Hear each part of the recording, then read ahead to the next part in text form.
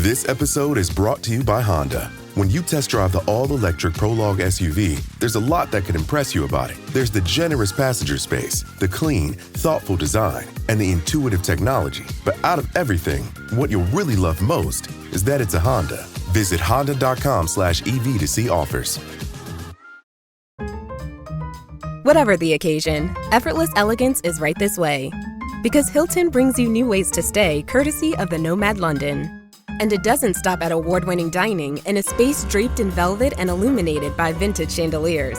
No, this day goes beyond with unparalleled personalized service and attentive hospitality. Oh, and did we mention the Nomad London can be booked using your Hilton Honors points at Hilton.com? Hilton, for this day. This episode is brought to you by Indeed. When your computer breaks, you don't wait for it to magically start working again. You fix the problem. So why wait to hire the people your company desperately needs? Use Indeed's sponsored jobs to hire top talent fast. And even better, you only pay for results. There's no need to wait. Speed up your hiring with a $75 sponsored job credit at Indeed.com/podcast. Terms and conditions apply. From the Fifth Quarter Studios in Madison, Wisconsin, you're listening to Coach Unplugged. And now, your host, Steve Collins. Hey, everybody. Welcome to Coach Unplugged. I'm so happy you decided to join us. Before we get started today, I'd like to give a big shout out to our sponsors. First of all, Dr. Dish, the number one shoe machine in the market. I've said this multiple times. We own 3 of them. I want a 4th and a 5th. My AD's listening to me, but they're so great. They work so well. They're so easy to set up. I think my record is 37 seconds or 32 seconds to set it up. But mention Coach Unplugged, they'll give you $450 off. Mention Coach Collins, they'll take really good care of you. And also go over and check out teachhoops.com for coaches who want to get better. This is a one-stop shop for basketball coaches. It's everything you need from a nationally ranked. We won 3 state titles. I think we were just talking recently. We've won over 460 games in our program and lost 130 over the last 20 years. And I think we know the secret sauce to be successful, the roadmap, what it takes on and off the court. So go over and check it out and enjoy the podcast. Bye. Justin, welcome to the show. We appreciate having you on. We really, I think it's really beneficial for different sports to get together and learn from one another, have different voices. So can you tell us who you are, who Stronger Youth Brands is, where you're from, a little bit of background and your history? Sure. Hey, Bill, thanks so much for having me on the show. And when it comes to just youth sport in general, huge fan. I grew up playing basketball, volleyball, and of course, soccer, swam a little bit. So I know that what we'll be covering today will be applicable for hopefully all listeners involved in youth sport. But for me, it started way back when I was, 5 years old. I started playing soccer when soccer was far from being cool in Southern California. I moved around a lot as a kid, so I didn't go to any one school more than 2 consecutive years. My family, 3 states, 2 different times, California, Virginia, and Georgia.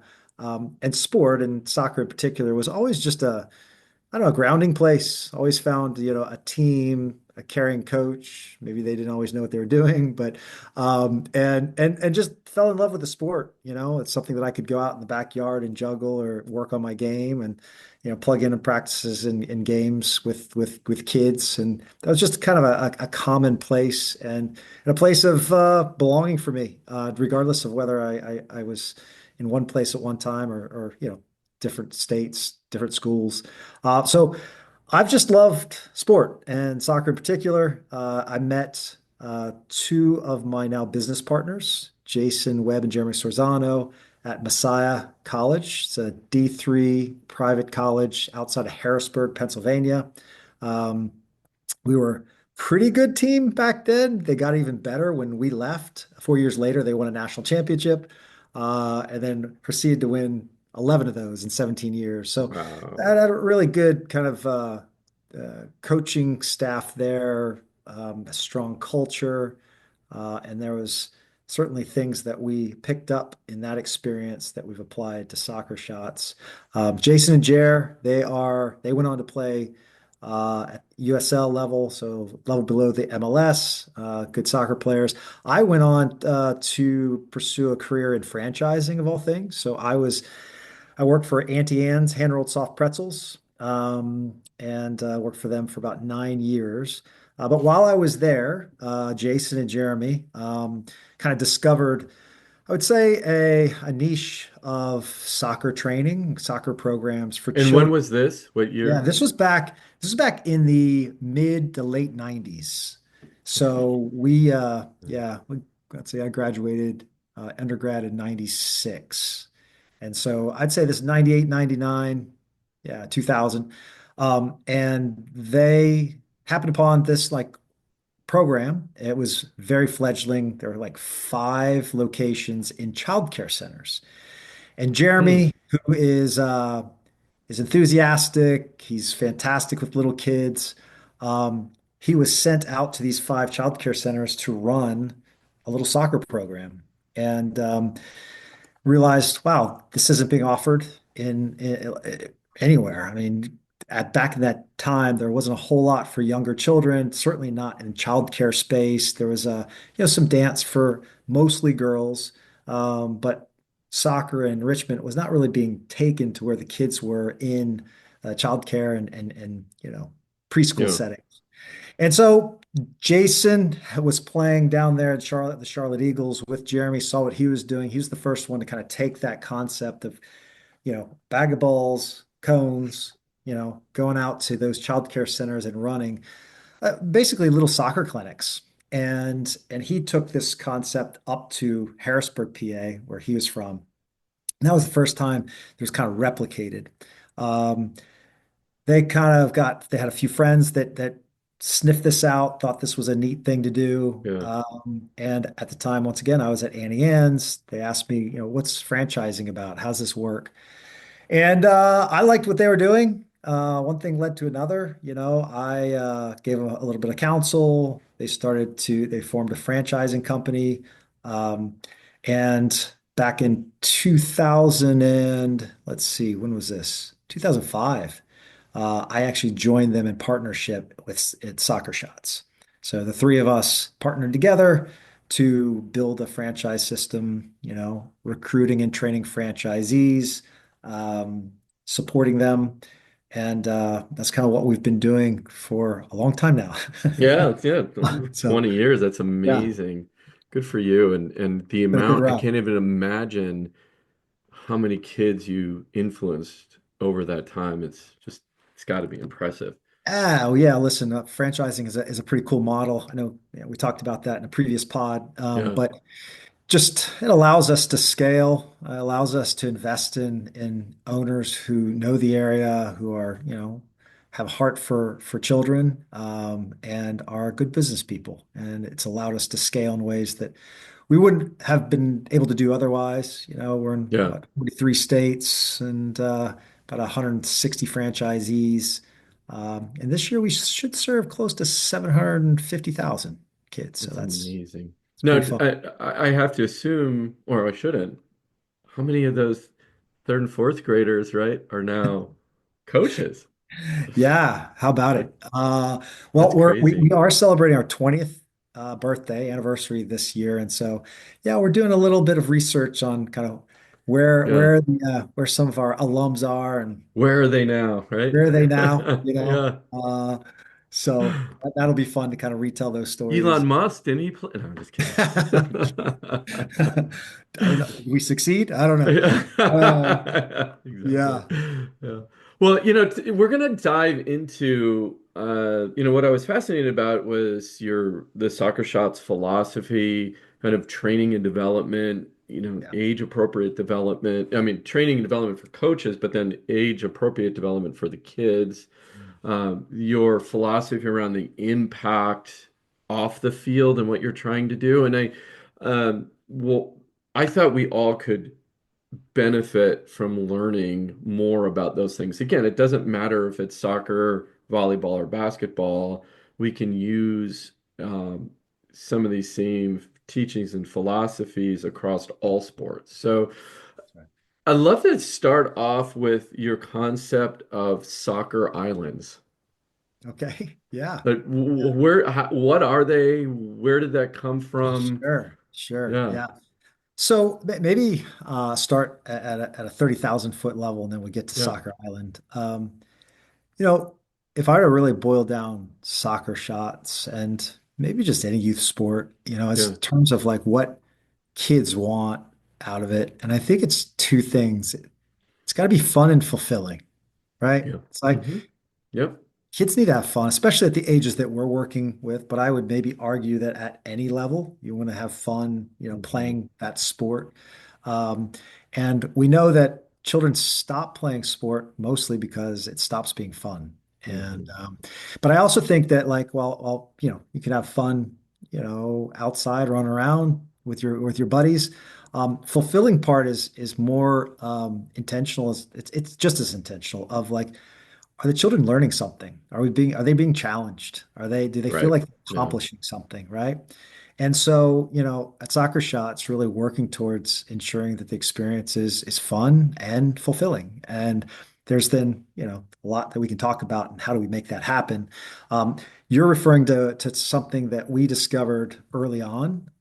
And probably most of what we're going to talk about today, I don't know if there's any one thing that somebody's going to be like, Eureka. Yeah, I never Yeah. thought of Right. it. Exactly.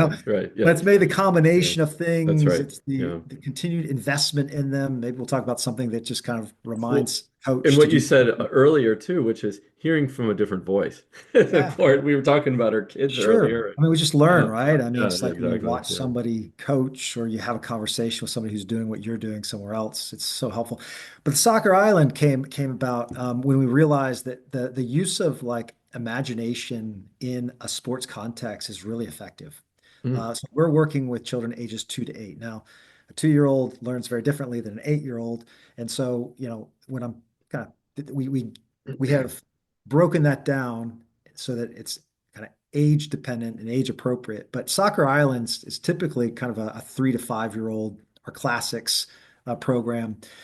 And what we've done is, with our lesson plans, our curriculum is kind of create a little world that makes sense to a 4-year-old, right? Okay. So if I'm a coach and I walk out with 8 4-year-olds, 3-year-olds too, and I'm just like, okay, guys, there's the field. See the cones? Okay, okay, don't go outside the cones. That's out of bounds.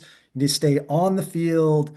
Because I don't know, because in the game you can't play outside of it. You explain something like that, and everybody's like, oh, okay, I don't really. You get into it and be like, okay, okay, guys, this is Soccer Island. Outside the island is an ocean. Does everybody been in the ocean? Yes. Okay. What lives in the ocean? Fish, Yes, right, right. You know what also lives in the ocean? Sharks. Our sharks like to eat soccer balls. We need to keep on the island with soccer balls. We need to keep. Now, you know, oftentimes we've dropped our cones. We should prepare for the lesson. And what's outside, that field, of course, when you're dealing with 8 3 and 4-year-olds, is that there's distractions, right? There's a gym over there, and there's like maybe there's some danger, right? Mostly we have fenced in areas when we're in childcare centers, but you just want to keep them contained. Yeah. So some of it's practical of just like keeping them engaged in a world that is captures their imagination. And then you kind of start getting into like, hey, we're on an island and your soccer ball is a coconut, right? Oh, coconut, okay. And you start kind of talking about, if we're doing a certain drill around changing directions and slaloming, and there might be cones that are palm trees. And so this type of like play or Hmm. imaginative kind of like world, Yeah. we found to be just an effective platform for training and for children to kind of engage and behave, I'd say, in a positive way. I mean, you're trying to, we have 3 rules at Soccer Shots. It's, listen to your coach, believe in yourself, and try your best. So these are the 3 rules that we always go over before and after to ensure that the children have kind of a framework for what's going on and what they should be doing. Yeah. Uh, but that's the Soccer Island is a term that we've coined and used, but there's a lot of other kind of imagination that goes into certain lesson plans, um, we might be talking about dinosaurs or, Mm-hmm. machines, animals, that sort of thing. So that's a little bit of the background on Soccer Island. I love that concept. Just again, bringing a different element to something that they can relate to, and it is imaginative and it is fun, and yeah, you've made it fun. And so now let's take that same idea, and I'm putting you on the spot right now. Okay, Yeah. so I'm putting it on your I- spot. Translate that maybe for some basketball coaches. I think it's loud and clear. You take that exact same concept, apply it to third grade basketball, right? Because you got the perimeter of the court and and go outside of that, right? We're on an island, ball. But now let's keep on going up in age, right? So when you kind of get to that middle school, one of the things that because I always try to bring that visual aspect, and I was teaching kids, this is fifth and sixth grade girls, the concept of trapping and where we want to trap. Okay. Mhm. So I Mhm. put down, there's this drill that I do, and I put a bunch of orange cones down, and then I put in the trapping zones, I put the blue cone. Okay. So now, now forever, the trapping zones are called trap in the blue cone zone, right? Right? So it's, Yeah. it has now become the blue cone zone. Got trapped in the blue cone zone, right? And they just kind of picked that concept up themselves and really embraced it. Blue cones, right? Oh, blue cones means trap, right? So they associated that with that. So we try to, I still, at every level, in my eighth grade team and high school team, I always try to draw, just make it a little fun, right? Yeah. So we don't lose that, they don't lose their imagination. And but so Well, I think you're onto something, Bill. I yeah. think there's something that does it evolves. We're not talking Hmm. about, sharks eating soccer balls with 8-year-olds typically, right? I mean, Yeah. but you start getting into like you've coined a phrase, or you've maybe there's a little silliness that sticks in their head, Right. right? Yeah. That maybe, you technically can explain that, but if you have a funny reference or something that's sticky that allows a child to be like, oh yeah, I know what that is. That's Yeah. um I mean just even I mean just thinking of some of the things, it's not really a um it's not really a training device, but it's something that that the other day I met a coach of ours and her name was Mac. Hmm. I was like, "Oh, Coach Mac." She goes, "But all my kids call me Coach Mac and Cheese," And it Yeah. was kind of like it's to me, it's like, hey, how do you creatively like engage? And you got to know your audience. I think you have to know your age group. Yeah. Uh, Yeah. but that's a big part, I think, to soccer shows. And I think like I said, at any age of At like how any do you age. get this Yeah. so it's fun. Well, and we talk about when we're pivoting for the younger girls, and sometimes for the older girls, I'll even say this too. But pivot when you bring the ball over your head from one side to the other. We call those rainbows. There you go. And then from if you go the opposite way from your hip to your ankle to the cross and then up, we call those unicorns because it's the letter U. So we talk about rainbows and unicorns when we're doing pivoting, right? For the younger Sure. girls that, they always get a chuckle out of that and a smile and they're just drawing those pictures in their heads. The other thing I think helps too in this is rhymes, sit, hit, go get, we talk about, or we Mhm. also talk about the ABCs of basketball. And I have this whole list of ABCs, always be cutting and screening, right? As an example. So it's like Mhm. we break the game down into the very basics, Uh-huh. right? And even, phrases I say over and over and over space is your offense. If you have space on offense, right, you can create a lot of space, space, space. And then I have the girls, I'll yell out, you know, what's the most important thing in offense? And they're space, So Mhm. so they get used to like, so then now when I'm on the sidelines, I just have to say one word, space, Mhm. right? And they Yeah. get, okay, oh yeah, okay. Versus hey, a long sentence of right trying to Right. explain That's what a I'm trying to shortcut, get right? across. It's So a yeah, it's a yeah, shortcut that your players can understand.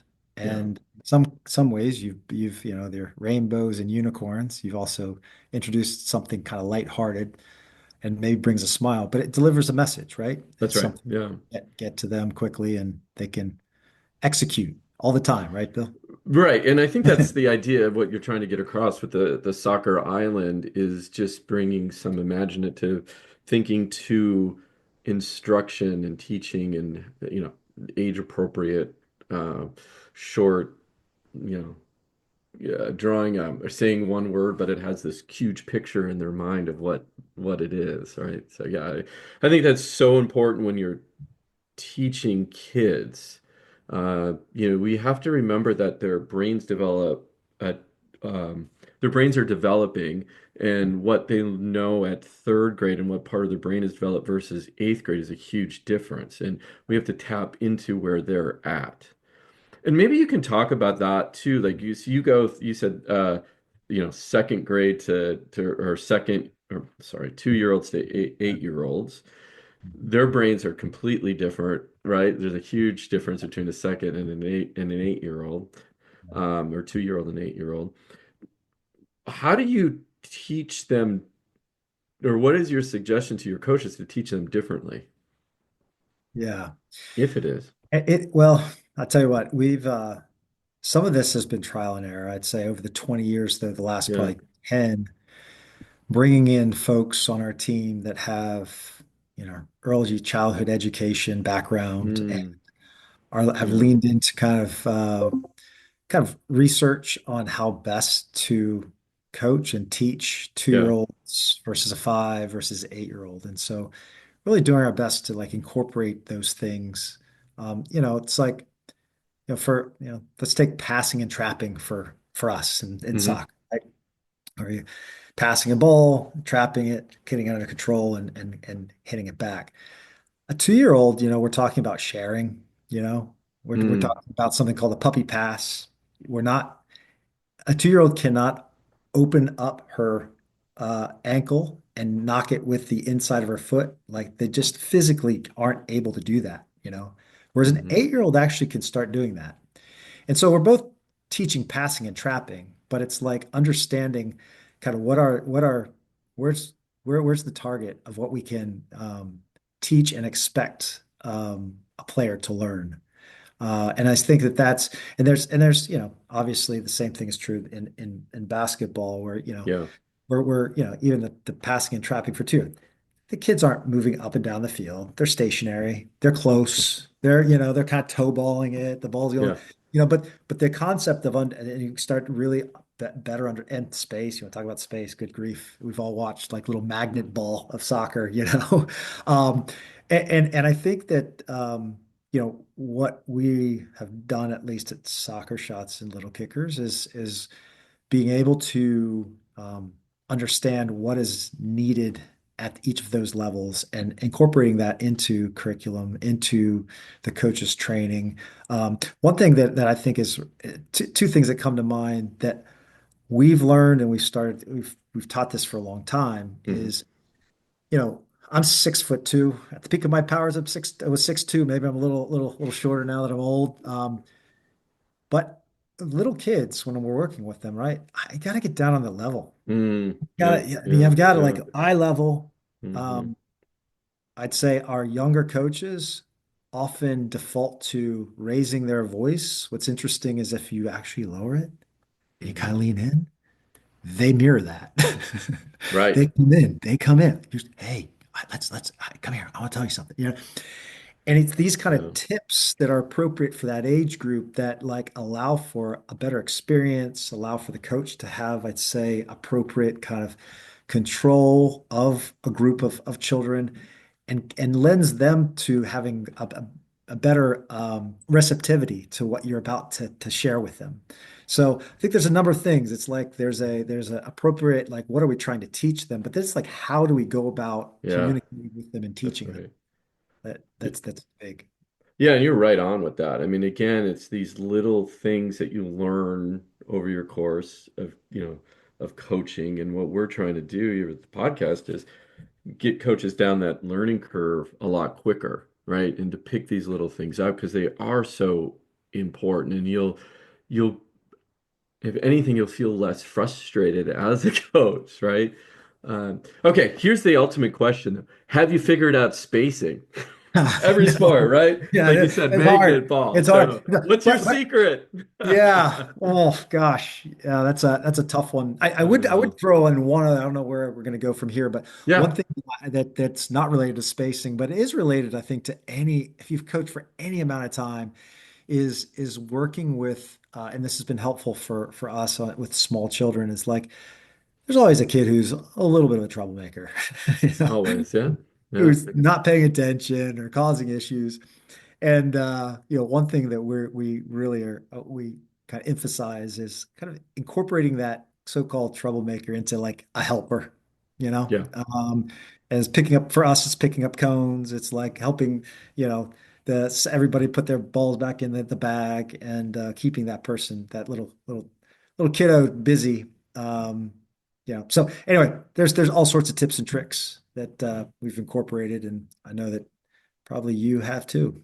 Yeah, and again, it's a lot of this stuff is just what you learn over the years and trial and error, like you said in the beginning, right? And trying to figure out, the appropriate level of skill development at every age, how to talk to the kids, how to break the game down into small little pieces for them.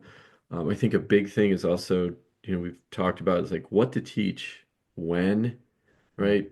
I'm not a soccer player, so but in basketball, I know I'm not going to teach them how to defend a screen until they're, Right. 6th, 7th, 8th versus like I had a 3rd grade coach. Are we going to teach them how to defend a screen? I'm like, heck no, no way. It's Yeah. just so complex, right? So What you have to would you learn say? that. I mean, for those listening and maybe not haven't read Yeah. up on that, what for you, what's the kind of the first couple of things that, a coach should really focus on for young players? Like skill development wise? Yeah, skill development. Yeah.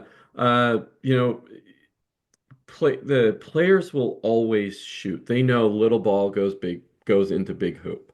Yeah. So for the young ones, starting 2nd, 3rd, 4th grade is a little bit better, but definitely 2nd, 3rd, it's all just being comfortable with the ball in their hand. Yeah. And just some general, what's the defensive stance, right? How do you defend?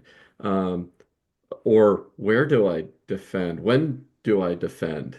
Right? All these little concepts that if you've been playing for years, we take for granted. But a young player who's on offense, sometimes you see them defending because they think, no, I'm going to recruit them because, man, they love defense, right? So, Nice to have those on anyway, the team. yeah, so and the transition, especially in basketball, you're playing both sides, right? When do you do? What do you do? How do you do it?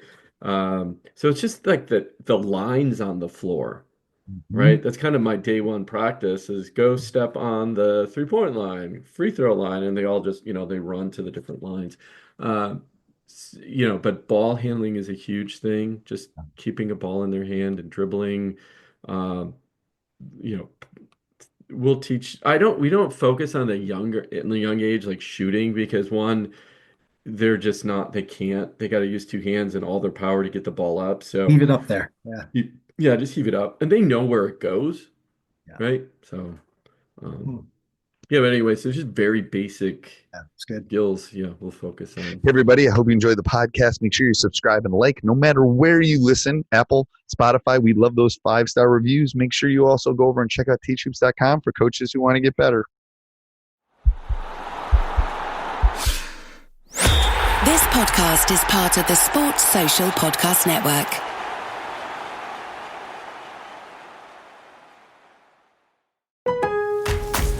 Memorial Day doorbuster deals are here at Lowe's. Right now, rewards members save $80 on the Master Forge 4-burner gas grill, now just $149. Plus, rewards members save $900 on the Lowe's exclusive Hisense French door refrigerator, now only $999. Lowe's, we help, you save. Valid through 5/26. Selection varies by location. While supplies last. See Lowe's.com for more details. Program subject to terms and conditions. Details at Lowe's.com/terms. Subject to change.